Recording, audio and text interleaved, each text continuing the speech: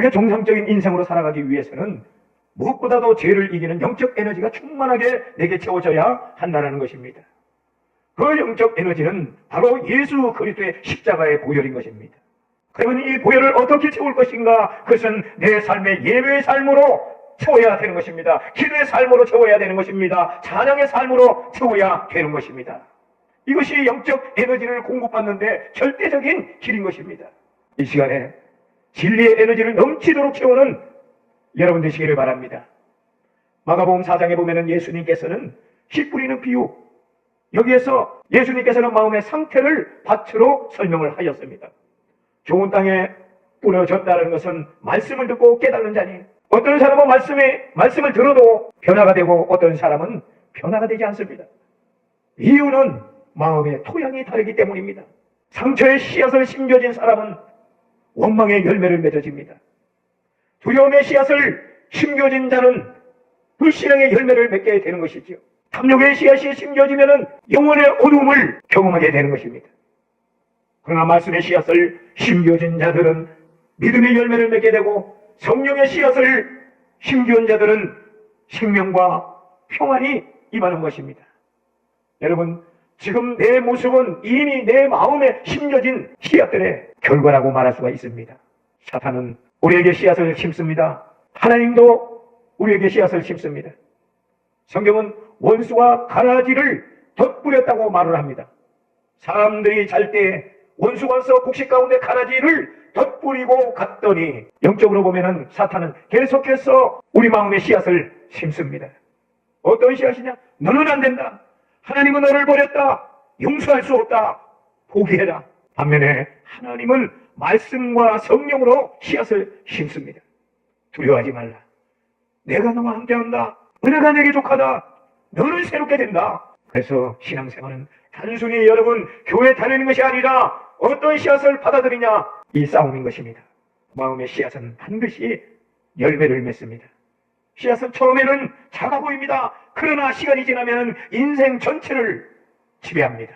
오늘 이 본문에 보면 내가 죄 중에 태어났으며 내 어머니가 죄 가운데 나를 임신했습니다. 시편 51편 5절, 쉬운 성경입니다. 우리는 모두 속고 있다라는 거예요. 우리 안에 진짜 모습, 여러분 아주 무서운 이야기를 하나 해드리겠습니다. 평생 동안 아주 흉악한 범죄자들의 뇌와 유전자를 연구한 세계적인 과학자가 있었습니다. 이 과학자는 연구실에서 수많은 살인범의 유전자 지도를 검사하던 중에 정말 소름 끼치는 데이터 하나를 발견했습니다. 그 데이터는 타인의 아픔을 전혀 느끼지 못하고 오직 사기치고 살인하고 파괴하고 이런 본능으로 가득 찬 최악의 괴물 유전자를 찾아낸 것입니다. 너무 놀라. 그 주인이 누구인지 그 이름을 확인하는 순간에 이 과학자는 그 자리에서 마음이 얼어붙고 말았습니다. 그 잔인한 유전자의 주인은 다름 아닌 자기 자신이었다는 겁니다. 그는 좋은 부모 밑에서 자랐습니다. 박사학위를 받아 대학에서 존경받는 교수였습니다. 하지만 그의 뼛속 깊은 곳에 잔인한 범죄자의 씨앗이 그대로 숨겨져 있었던 것입니다. 우리는 평생 착각하고 삽니다. 내가 좋은 부모를 만나고 학교에서 좋은 선생님을 만나고 착한 친구들과 사귀면서 나도 좋은 사람이 될 수 있다. 하지만 여러분, 완전히 속으신 것입니다. 아무리 좋은 옷을 입고 아무리 교양 있게 행동을 해도 우리 인간의 마음 가장 깊은 곳에는 그 어떤 교육으로도 지울 수 없는 더러운 죄의 씨앗이 숨겨져 있다라는 겁니다. 인류의 조상 아담 때부터 내려온 이 죄의 유전자는 지금도 우리를 속이고 죄를 짓게 만들고 결국 우리를 지옥으로 끌고 가고 있다라는 겁니다. 뿌리가 썩은 나무가 어떻게 좋은 열매를 맺을 수가 있겠습니까? 오늘 이 시간에 내 안에 숨겨진 진짜 더러운 모습을 솔직하게 마주하시길 바랍니다. 그리고 오직 예수 그리스도의 피로만이 우리의 마음의 씨앗을 바꿀 수 있는 기적을 체험하는 여러분 되시기를 바랍니다. 중요한 것은 우리는 죄인으로 태어났습니다. 인간은 태어날 때 깨끗하게 태어나지를 않았습니다. 성경은 우리가 어머니 뱃속에서부터 이미 죄에 오염된 상태로 태어났다라고 말씀을 합니다. 다윗 왕은 커다란 죄를 짓고 나서 하나님 앞에 이렇게 눈물로 고백을 했습니다. 내가 죄 중에 출생하였으며 어머니가 죄 중에 나를 잉태하였나이다. 시편 51편 5절입니다. 쉬운 성경에는 보소서 나는 죄 중에 태어났고 내 어머니가 죄 중에 나를 임신하셨나이다. 우리가 왜 미워하고 시기하고 욕심을 탐욕을 부립니까? 쉽게 어린아이들에게 거짓말을 가르쳐주지 않아도 왜 자기 잘못을 감추려고 거짓말을 합니까? 우리의 영혼의 설계도 자체가 이미 죄로 망가져 있기 때문입니다. 환경과 교육으로 여러분 사람을 절대 바꿀 수가 없습니다. 좋은 부모, 훌륭한 선생, 착한 이웃 우리에게 물론 도움을 줍니다. 하지만은 그것은 겉모습만 바꿀 뿐 우리의 마음 중심을 바꿀 수가 없습니다. 흙탕물이 가득한 항아리 속의 물은 결국 흙탕물이 됩니다. 인간의 마음 항아리 자체가 썩었기 때문에 아무리 깨끗한 물을 부어도 그 항아리의 물은 흙탕물밖에 되지 않는 겁니다. 인간의 마음 항아리 자체가 썩어 있다라는 것이지요. 예레미야 17장 9절에 보면은 만물보다 거짓되고 심히 부패한 것은 마음이라 누가 능히 이를 알요마는. 쉬운 성경에는 사람의 마음은 그 어떤 것보다 거짓되고 썩었습니다. 누가 그 속을 알겠습니까?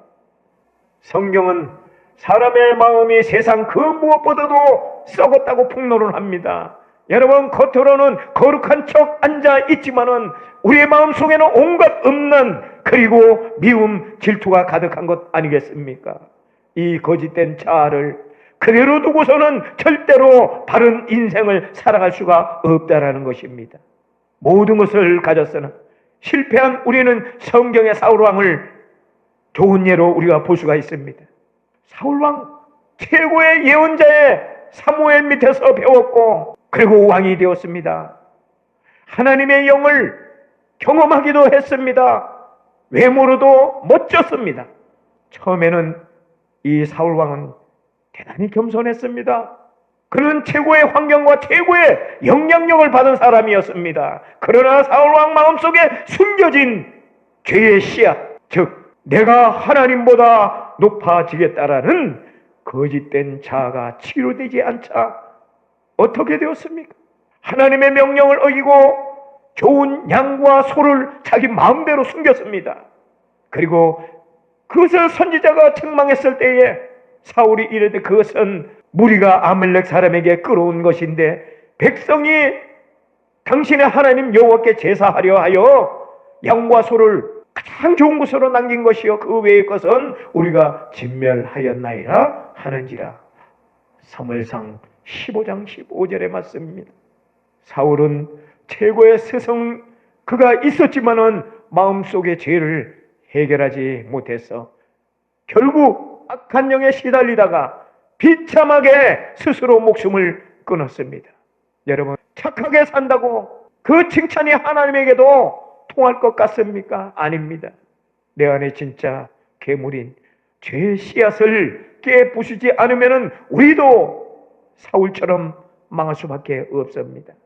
그렇다면 우리는 오직 예수 그리스도 그분만이 우리 안에 충만해질 때에 우리가 새롭게 정상적인 인생을 살아갈 수가 있다는 것이죠.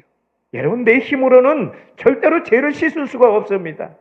우리는 스스로 노력이나 착한 행실로 죄를 지울 수가 없는 거예요. 여러분 우리만 성경에 보면은 쉬운 성경에 보면은 표범이 자기 그 얼룩진 무늬를 없앨 수 있겠느냐? 만약 그것이 능하다면은 늘 악한 일만 하던 너희도 선한 일을 할 수 있을 것이다. 피부색을 내 맘대로 바꿀 수 없고 표범의 무늬를 지울 수 없듯이 죄인으로 태어난 저와 여러분 우리는 스스로 절대로 깨끗해질 수가 없습니다. 우리에게는 우리 영혼을 아예 새로 고쳐주실 창조주 하나님만이 필요한 것입니다. 예수 그리스도의 십자가의 보혈, 그것만이 절대적인 죄를 단번에 해결할 수 있는 것입니다. 예수님은 그냥 착하게 살라고 가르치며 오신 것이 아닙니다. 우리의 영혼은 썩어 있어요. 그 썩은 영혼을 잘라내기 위해서 하나님의 아들 예수 그리스도께서 오신 것입니다. 예수님의 십자가에서 흘리신 그 피는 지금 이 순간 그분을 믿는 모든 사람 영혼 속으로 그 피가 흘러 들어갑니다. 예수님의 피는 겉만 닦으시는 비누가 아니라 내 영혼의 알맹이 자체를 바꾸는 능력이 있는 줄로 믿으시기 바랍니다. 고린도서 5장 17절에 보면은 그런즉 누구든지 그리스도 안에 있으면은 새로운 피조물이라 이전 것은 지나갔으니 보라 새 것이 되었도다. 여러분, 성경은요 대충 고쳐 쓰는 리모델링을 말하지 않습니다. 새로운 피조물, 아예 처음부터 새롭게 만드셨다고 선언을 합니다. 아담에게서 물려받은 지옥 갈 유전자가 끊어지고 예수 그리스도로부터 오는 천국 유전자가 우리 안에 들어오는 사건이 바로 십자가 사건인 것입니다. 여러분, 성경의 예를 보면은 영혼이 완전히 바뀐 사도 바울의 기적을 우리는 잘 압니다. 바울은 그 옛날에 사울이라는 이름을 가졌을 때에 최고의 대학에서 공부를 했습니다. 아주 많이 공부를 했습니다. 종교적으로도 완벽을 지키는 바리새인이었습니다. 하지만 그 속에 어땠습니까? 하나님을 잘 믿는다는 핑계로 예수 그리스도를 믿는 사람들을 잡아가두고 스데반을 돌로 쳐 죽이는데 앞장섰던 살인자였습니다. 최고의 공부를 하고 최고의 종교 환경을 가지고 있었지만 그 속에 교만과 죄의 씨앗은 그를 괴물로 만들고 말았습니다. 그런 그가 부활하신 예수 그리스도를 만나자 어떻게 되었습니까? 그의 인생이 180도로 바뀌어졌습니다. 자기가 자랑하던 학벌, 가문, 물질, 이 모든 것을 쓰레기처럼 여겼다라는 것이죠. 또한 모든 것을 해로 여기면 내 주 예수 그리스도를 아는 지식이 가장 고상하기 때문이라. 빌립보서 3장 8절. 내가 그를 위하여 모든 것을 잃어버리고 배설물로 여기는 것은 그리스도를 얻고. 여러분, 예수 믿는 사람들을 죽이려 하던 자 바울이 이제는 예수님을 전하기 위해 자기 목숨을 바치는 사랑의 사도가 되었어. 사랑의 사도가 되었습니다. 이것이 교육으로 되겠습니까? 아닙니다. 오직 예수 그리스도께서 그의 거짓된 자아를 부수어 주었습니다. 그 안에 천국의 씨앗을 심겨 주었기 때문입니다. 오직 예수님만이 사람을 바꿀 수가 있는 것입니다. 그렇다면 예수 그리스도를 어떻게 우리가 얻을 것인가? 거짓된 나를 죽이고 선한 영향력을 주는 성령 충만한 삶을 추구해 나가야 하는 것입니다. 그것은 날마다 나를 죽이는 삶입니다. 사랑하는 여러분, 우리가 예수를 믿고 새 사람이 되었지만은 우리 몸은 아직도 옛날의 나쁜 버릇과 욕심을 기억하고 있습니다. 그렇기 때문에 우리는 매일매일 성령님의 도우심으로 내 안에 악한 욕심과 거짓된 자아, 위선을 십자가에 못 박아 죽어야 합니다. 갈라디아서 2장 20절에 내가 그리스도와 함께 십자가에 못 박혔나니 그런즉 이제는 내가 사는 것이 아니오 오직 내 안에 있는 그리스도께서 사는 것이라. 날마다 내가 죽지 않으면은 내 안에 더러운 옛 모습이 다시 살아난다는 것입니다. 매일 아침 눈을 뜰 때마다 여러분 다짐하십시오. 내 욕심, 내 거짓말, 내 미움은 이미 예수님과 함께 십자가에 죽었다. 오늘 내 안에 오직 예수 그리스도만 사신다. 할렐루야. 여러분, 성령 충만으로 넘치는 진짜 영향력, 그것은 내가 죽고 내 안에 예수 그리스도가 가득 채워질 때에 우리는 드디어 부모나 선생님이 주었던 불완전한 영향력을 넘어서 사람의 영혼을 살리는 진짜 좋은 영향력을 주며 살아갈 수가 있는 것입니다. 이것이 바로 성령 충만의 삶인 것입니다. 성령 충만은 억지로 착한 척하는 것이 아닙니다. 내 모든 생각과 성품이 예수님께 붙잡히는 것입니다. 내 힘으로 원수를 사랑하려고 하면은 가짜가 되지만은 내 안에 예수님의 씨앗이 자라면은 원수를 보고요 눈물을 흘리게 되는 것입니다. 그리고 그 원수를 위해서 기도하게 되는 것이지요. 내 힘으로 참으려면은 병이 나고 맙니다. 그러나 성령이 가득하면은 하늘의 평안이 찾아온다라는 것입니다. 오늘 성령의 열매, 그것은 사랑과 희락과 화평과 오래 참음, 자비, 양송, 충유, 온유, 절제. 우리가 이 성령의 열매를 맺을 때에 세상 사람들은 우리를 통해 살아계신 예수님을 보게 되는 것입니다. 내 자녀가, 내 이웃이, 내 친구들이 나의 잔소리 때문이 아니라 내 안에 흘러나오는 예수님의 사랑 때문에 변화되는 역사가 일어날 줄 믿습니다. 세상을 바꾼 초대교회 성도들, 성경 사도행전에 나오는 초대교회 성도님들을 한번 보십시오. 그들은 부자도 아니었습니다. 공부도 많이 한 사람이 아니었습니다. 세상 기준으로 본다면은 아무 힘도 없는 약자들이었습니다. 하지만은 그들이 모여서 간절히 기도하고 성령 충만함을 받자 그들 안에 있는 두려움과 이기심이 싹 사라졌습니다. 자기 재산을 가난한 사람들에게 아낌없이 나누어 주었고 때로는 감옥에 갇히고 죽음 앞에서도 그들은 찬송을 불렀습니다. 세상이 이 모습을 보고 엄청난 충격을 받은 것이지요. 이 사람들은 다 성령 충만함을 받고 성령이 말하게 하심을 따라 다른 언어들로 말하기 시작하느니라. 사도행전 2장 4절에 맞습니다. 사도행전 17장 6절에 보면은 천하를 어지럽히던 이 사람들이 여기도 이름에 라고 기록이 되어 있습니다.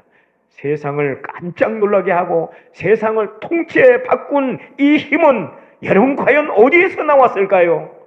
내 욕심을 버리고 예수님으로 가득 채워졌을 때에 이러한 현상이 나타났습니다. 오늘 이 시간 기도할 때에 내 안의 모든 가짜 모습을 완전히 태워버리시고 성령으로 가득 채워 나가는 여러분 되시기를 바랍니다. 사랑하는 성도 여러분, 잘못은 내가 저질러 놓고 언제까지 부모 탓을 하고 환경 탓을 하고 친구 탓을 하며 핑계대며 사시겠습니까? 내 부모가 나에게 상처를 주어서 내가 이 모양이다. 주변에 좋은 사람이 없어서 내 삶이 이 모양이다. 이런 변명 이제는 멈춰주시길 바랍니다. 문제는 환경이 아닌 것입니다. 문제는 내 마음 바닥에 숨겨져 있는 죄악의 씨앗이라는 거예요. 가짜 나인 것입니다. 이것을 여러분 그대로 둔 채 아무리 착한 척하고 종교 생활을 열심히 한다 해도 하나님 보시기에 겉만 허옇게 칠한 더러운 무덤과 같다라는 것입니다. 이 저주스러운 죄의 사슬을 끊고 우리에게 진짜 생명을 주실 수 있는 분은 이 세상에 오직 한 분 예수 그리스도 그분뿐입니다.